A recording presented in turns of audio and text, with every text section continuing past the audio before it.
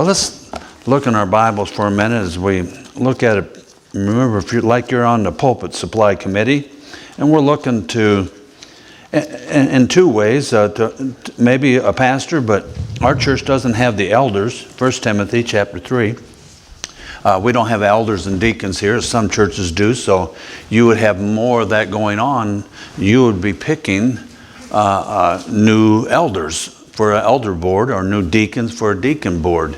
But you could possibly at some time, and I know you haven't been involved in that much here, but if you were picking a new pastor, what kind of guy do you want? And that's what Paul's telling Timothy. This is the kind of guy that you want to have. And I made that there. We talked about last time together that this was written to men in these positions. Pastor, elder, deacon, overseer, whatever you want to, and bishop, it's in some translations.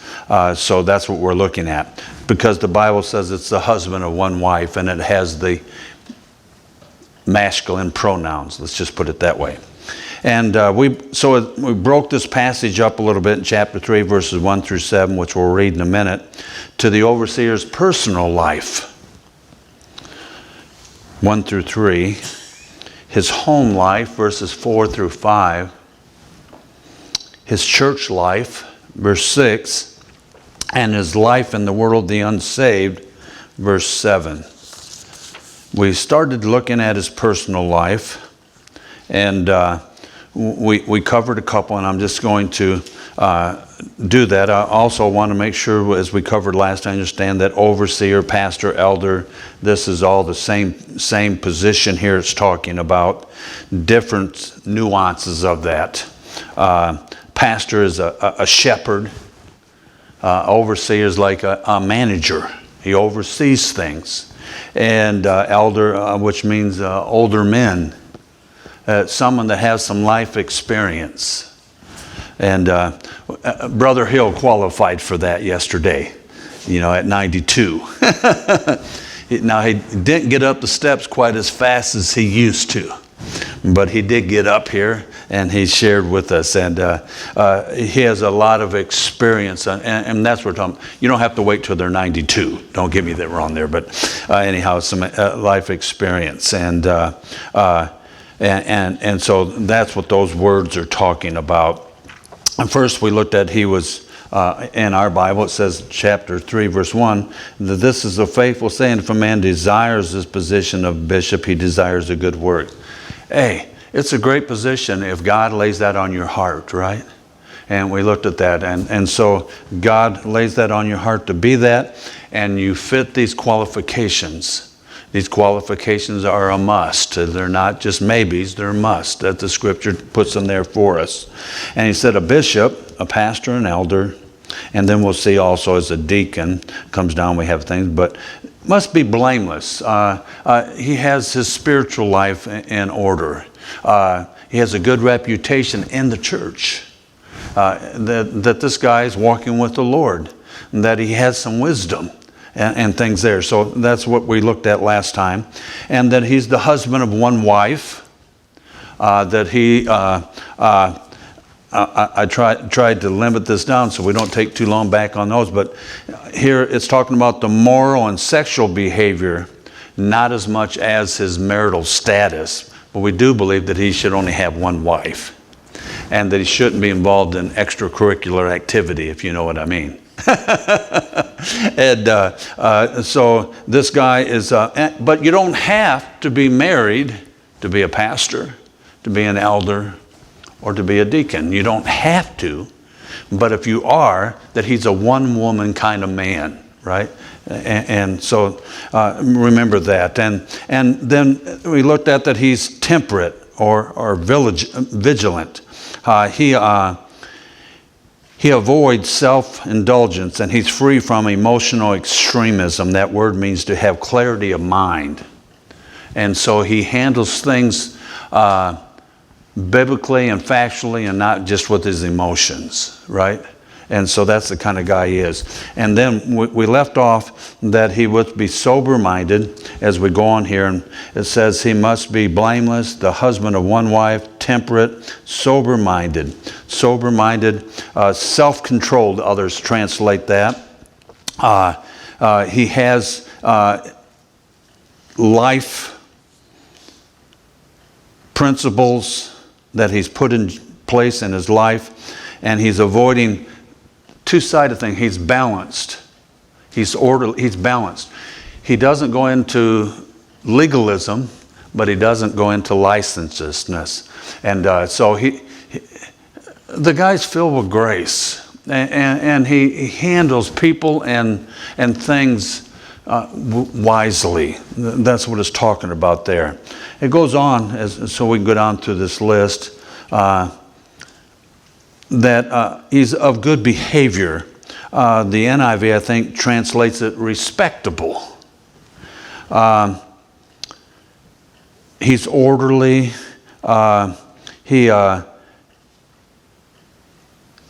In appearance, in message, in life.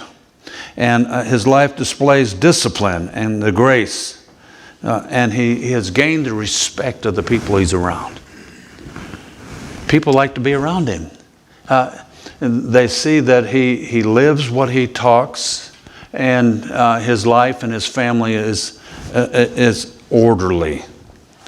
And then we have, as we go down through here so I can get us through this list, he's hospitable.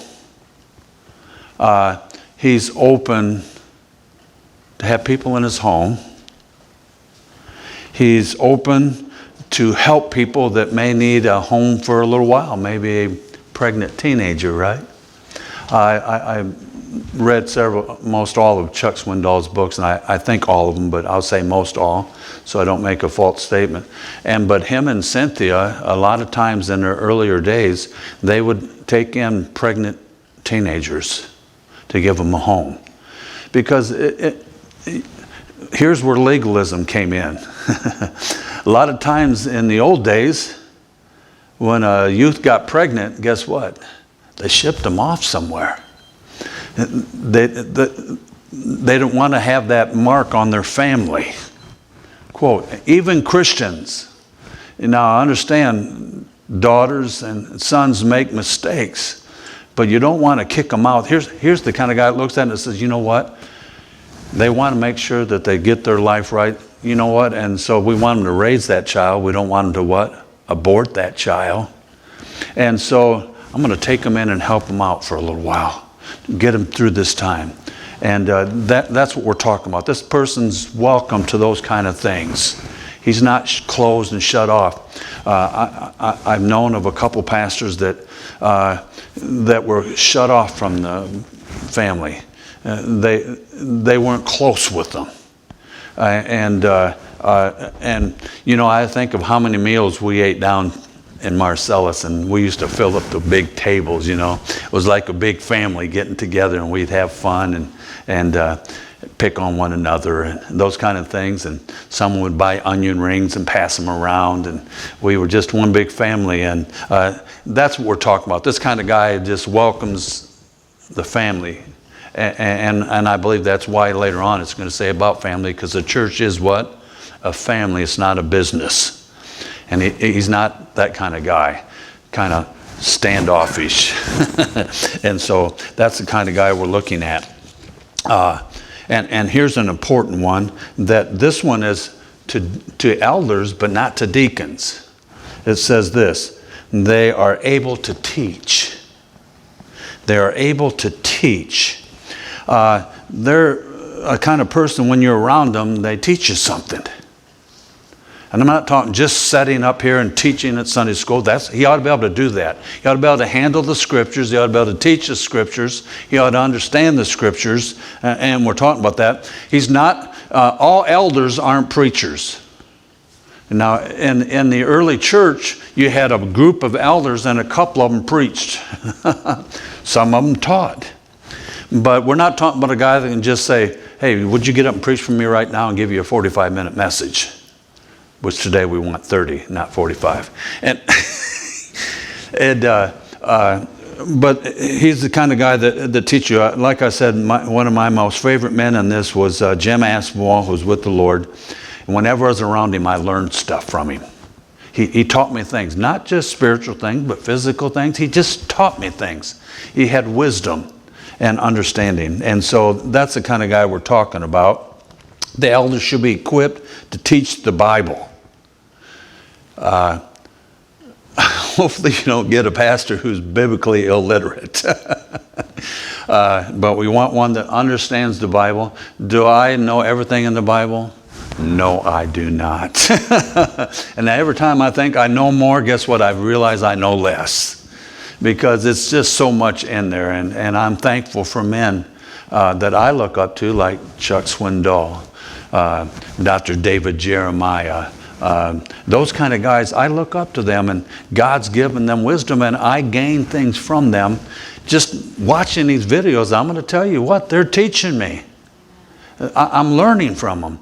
And because he does what? He handles the scriptures. And they put the verses up there, and it's just great to see. So that's the kind of guy we're talking about. That comes in and gives you a biblical message, not one just to make you feel good. And those kind of things. So as we continue on, here's you a good one. He's not given to wine. Some say it's not given to drunkenness. And that's what that word means. It means it's para oinos, beside the wine. He doesn't stay alongside the wine too long. That's what it's talking about. Bible never condemns having a drink. Never condemns having a drink. It just says don't stay there. Don't be a drunk, just what you want for a pastor, right? Gets drunk on the weekends or during the weekdays and those kind of things. That's what it's talking about. He's not under the control of alcohol. Because you want a guy, remember, that thinks straight and thinks spiritual principles. And alcohol, oh boy, it turns a weak guy into Superman. I lived that life for a long time. I understand it, what it does to you, and it's not good. It wrecks marriages, it wrecks lives, and it would definitely wreck a church to have a pastor who stays too long beside the wine. And so, and then I pick on the pastor, and we won't turn there, but Romans 13 says that's everybody here. None of us should be too long standing beside the wine. We shouldn't be drunkards. And because alcohol takes control. You want the Holy Spirit to take control of your life. You want the scriptures to take control of your life. And anyhow, that's the kind of guy we're talking about. And then it goes on, and I thought it's funny that this not violent follows wine. Because it seems like so often when there's a lot of drinking goes on, guess what comes behind it? Violence. And I've been there. Like I said, I have lived these truths in the unsaved world, not as a pastor. But in the unsaved world, I lived those things and saw how alcohol and violence just went hand in hand. Not just with one another, but with a spouse and a wife. How many drunken husbands have done wrong things with their wives and beat them and with their children and all those kind of things, spent money in wrong places, you know. All those things happen. But you don't want a guy like that leading your church. You don't want a guy like that as an elder. And so that's what it's talking about there. Physical, some translate it not a striker. And Paul has warned us to stay from someone who's quick with the blows. Now, I did hear of an evangelist once that did actually strike somebody. And that has happened. Now, remember when we do these qualifications, that we're not talking about a one-time event. If I tell you I've never lost my temper, God would strike me dead. So I'm not going to tell you that. But it's not that kind of person that is getting mad and grabbing someone by the cuff and saying, I'll tell you what's going on here and whoop them into shape, right? He's not talking about that kind of guy. And so it goes on next to say this, that they're not a lover of money. not a lover of money. I told you when I was at my first church, the guys there always teased me, and they would always say, Lord, we'll keep him broke, you keep him humble. And so there we go. So that's what I had to put up with those guys, and whom I love dearly, and a couple of them are now gone with the Lord. But not a lover or not greedy for money. And that's a big one today. Matter of fact, Peter and most of them say that a man who's hung up on money is most of the time a what? A false teacher, a false prophet. Because they're more concerned with money than they are with you. And we could give you examples and go through all that. Watch out for TV evangelists and all these preachers. There's some great preachers on TV now. I'm not saying all of them, but most of them, you listen to them, it doesn't take too long, and they talk about one thing: money. Money. And they want money because it supports their habits and their spending habits and things. And it's sad news that people get caught up in that. But I'm not here because of the money. Now, you guys take care of me with what's this church, and I'm not complaining about the money. But I told you, when I went to the first church I went at, Charity Baptist Church, they said they had interviewed a lot of people, but they wouldn't take the job because there wasn't enough money. I said, that's sad. Did God call you here, or did you come here for what? The money. You don't want that kind of guy. Remember, the Bible doesn't say there's anything wrong with money. It's the what? The love of money. And that's what he's talking about here, a guy who loves money. And so there we go. And so we work our way down this list. He's not quarrelsome. This is talking... let me make sure I got my right one here. He's not a brawler. He's reluctant to fight, but it's more talking about vocal arguments.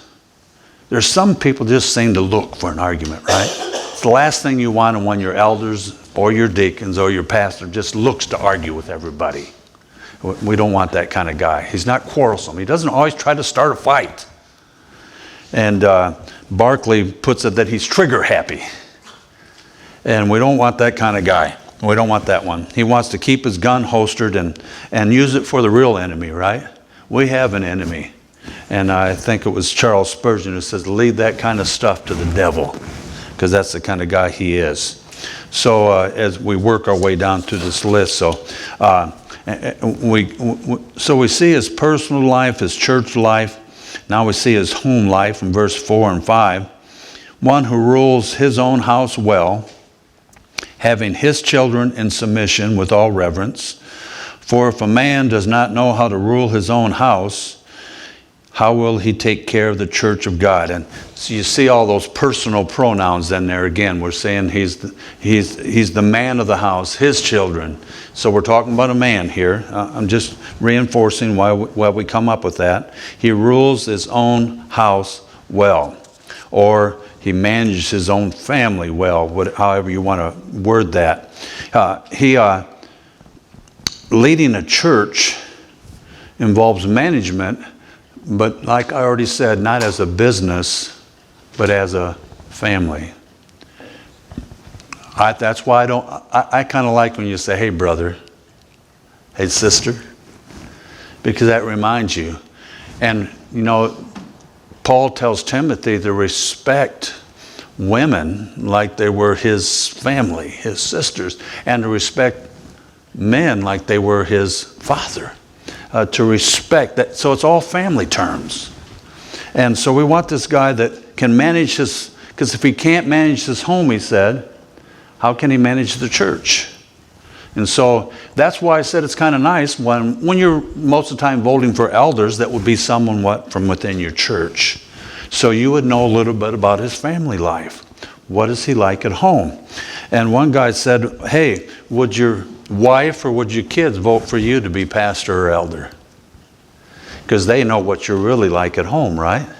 And there we go. So this is the kind of guy we're looking at. It goes on, and with all reverence. Pastors' kids aren't perfect. You know that? Matter of fact, sometimes it seems like Satan just kind of works through them sometimes, and they give you a little bit of issues. And so when you look at this thing, again, look at it with discretion and wisdom. Is his family perfect? Are they perfectly dressed? Is his wife happy every time she comes into church? Maybe not. Who knows if it's his fault or their fault? But we're talking that overall. They're a good family. The kids are fun to be around. They're not just brats. And some kids are brats. I'm sorry. You know, that's somebody else's kids. And that's somebody else's grandkids. They're the brats. And I got one. He's so handsome that, man, I just can't wait to look at him. But I found out also he's working toward the 2 age. And we call them the terrible twos for some reason. And he's pretty active. Now, I haven't been around him a whole lot. I hope his mama knows that there's a cure for that you need to get a hold of them when they're 2, because it's much easier than when they're 12 or when they're 20. And I say that because there's a lot of 20-year-olds living at home today because of economy. And, it's really nice to have a kid that you like being around him. If he's going to be there longer than normal, we would say in our culture. So this is kind of, and the next one here as we go down, so we can finish this list up. He's not a novice. He says, or he's not a new convert. We could write that. Lest being puffed up with pride, he fall into the same condemnation as the devil. And the devil got removed from heaven because of pride. He lifted up, and he becomes more important in his own eyes than he really is. It says in John, Jesus speaking, says, without me you can do nothing. I told you before, in Bible college, they said, how you like being nothing? God doesn't need you. You need him. Remember that? He can do this with somebody else. It says in Isaiah that the nations are like a drop in the bucket. And one guy said this. He said, stick your finger in the bucket and pull it out. He says, what's missing? He said, you can't see anything missing. That's how important the nation is to God. God's more important than the nation is, but without us. And so you don't need a guy up here that thinks he's just, man, you guys couldn't make it without me. That kind of guy. Yes, you could. God will send you somebody else. That's humility, Humility keeps you right where you need to be at the foot of the cross, on your knees before God that meets every need we have. And that's the kind of guy we're talking about. He's not recent. He doesn't have any experience. So, and I tell you, I really fell into this a whole lot when I was my first pastorate. I got saved January 22nd, 1985. 1988, I'm a pastor at a church. Well, I tell you what, I didn't have a lot of experience. And then on top of that, my training wasn't exactly pastoral training. I was trained to be a missionary. And there's some differences there. And so when I look back, I'm thinking, I don't know if I'd have voted for me if I was those people, because I was new. I didn't know a lot of things. Man, have I learned a lot of things from then. But anyhow, and I'm not saying you have to wait and pick someone that's old. But you want to make sure they have a little bit of experience in the church and in life and in their family and those kind of things. So he's not recent. And so he knows some of those things. Next one on our list, verse 7. Moreover, he must, remember this is a must list, and you could put more must in there, have a good testimony among those who are outside. lest he fall into reproach, and the snare of the devil. A good reputation with outsiders, outside the church. And some folks get a little surprised, well, what does that have to do with it? But how does he handle himself outside the church? And I talked a little bit about this last time. How does he handle himself with unsaved people? What kind of business manager is he? People, if he got appointed as an elder in your church as their pastor, and I said, man, that guy's not the same guy I know. Want to be careful there, because some people have a grudge against Christians, so I understand that. But they say, he doesn't act the same when he's out here that as he must be in church. That's why it's important to know a little bit about this man. What does the outside world think of him? If you want to pick on me, just go to Menards and ask people about me, and they'll tell you. So I'm not going to tell you which way they'll tell you. And no, I have a lot of great friends, and like I said, people at that church, at Menards, that ask me to pray for them. There's several folks that are members of churches, and I know it, and when they all see me, and we pick on one another, and we share stuff and like that. But I use those opportunities to share Christ, as I told you I did last time. A lady, I went over to look at their project this week, and I told her that I was a Christian and God has a spot reserved in heaven for me. She looked at her husband. She said, "You hear what he said? God's got a spot in heaven for you reserved." Like, she was surprised. Well, after I talked to him, I find out a little more, The thing is, it's not that she's really so surprised about that. She's worried about him. When you talk about things of the Lord, she'll talk with you all day, but he just kind of stays in the background. And so I have a feeling that there's something here. We may have a mixed match pair. And so I guess she was happy to have someone else tell him that we can have a spot in heaven. And so I'm thinking at first, maybe she's thinking, well, nobody knows that there's a spot reserved in heaven, which I said, well, I can prove to you from the Bible that I do know that. But then once you find out the rest, see, that's what we're talking about, an elder or a person that's wise. Watch out. Have you ever spanked your kid before you got the whole story? No one here. Good. I have spanked a couple times and not had the whole story. But as I grew and as I became a grandparent and then raised two of my grandkids, almost three, and two of my grandkids, I was a little wiser in listening to make sure I got the facts. Because, my dad always told me this, well, I got a whipping. I said I didn't do it. And he said, that's for the one I missed. And he was right. But sometimes, you just get the stories wrong. And I'm even going to tell you about that Maine shooting that just happened. The first report I heard, there was 30 people wounded, and I can't remember, 23 dead or something. That wasn't true. They reported before they got what? All the facts. And once they got the facts, it's terrible. How many were killed and how many were wounded. But the numbers were lower. And so sometimes we need to just wait and do that. But anyhow, as we finish this up, we're looking at elders, and we'll look at deacons next. Ask this question. Personally, does his internals square with his externals? What's going on inside as well as outside? That's the hardest part, folks. That's why they have those questionnaires. I don't know if you've ever seen those for a pastor.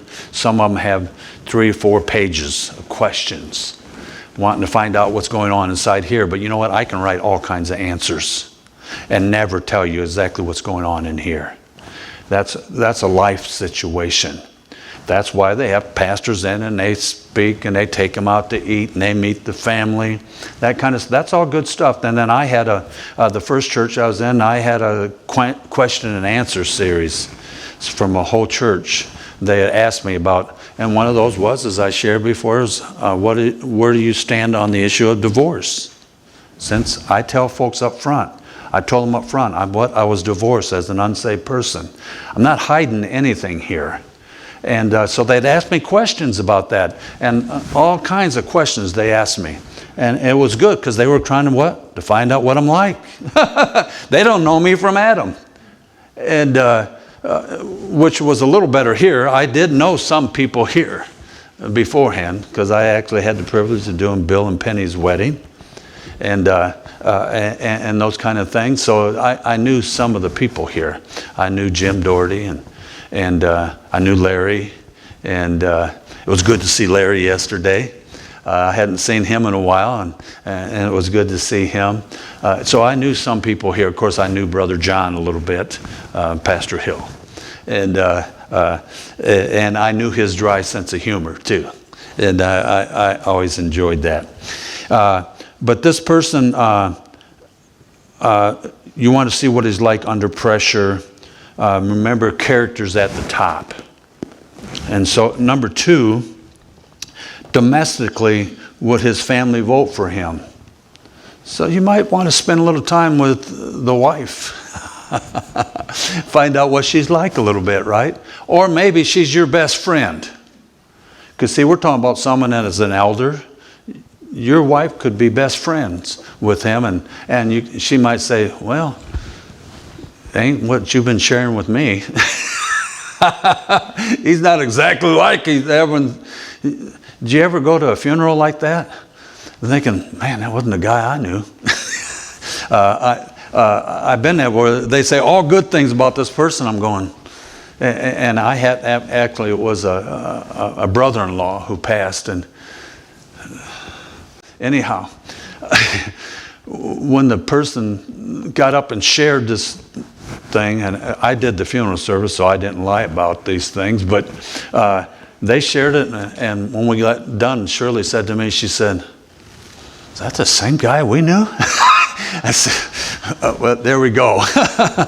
Their version of this guy was different than we knew was true.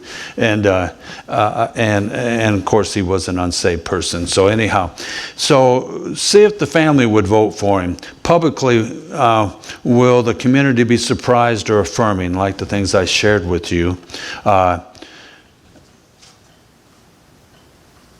I shared with you that we have a new Speaker of the House as a Republican Party.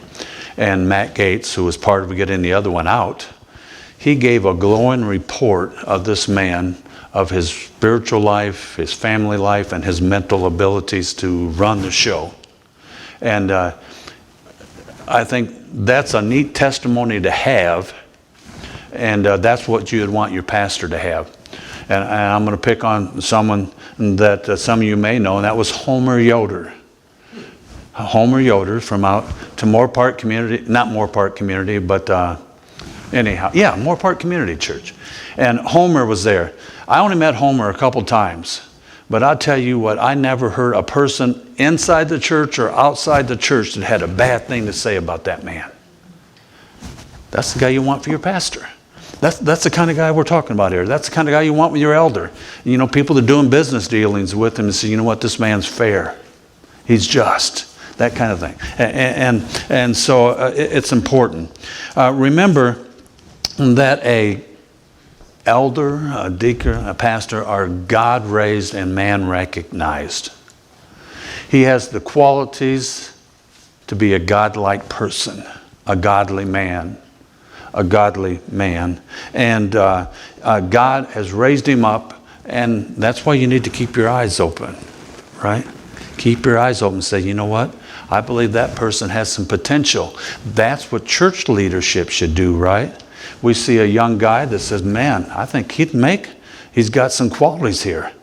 So what we'll do, we'll nurture that. That's why some churches send them off to Bible college. And they'll pay for that expense because they see a guy that they believe could be a great pastor or a great elder or a great deacon. And you usually can tell a deacon because they're doing what deacons do, and we'll look at those next. And so you say, man, that guy, and I can pick on some guys in here that do things for our family. And I think they're good deacons. Because what? They do things that deacons do. And elders do things that elders do. And so that's what we're looking at. And so let's be careful when we're selecting leaders. Let's be realistic. If you're looking for the perfect man, like I said, you better keep on looking, because you're looking at the wrong guy. And my wife's not here to affirm that. And let's be aware and observant. So keep your eyes open. And if you would have to pick a deacon or someone from this church, you say, well, I think I'd nominate that guy right over there to be a deacon, because I see those qualities in his life. And I'm picking on deacons because we don't have elders. So, not that we don't have old people here, me being one. And now John Hill thinks I'm young. He said, you are not really old. And compared to 92, I'm not really old. But I am older than I once was, and I have some of those aches and pains to prove it.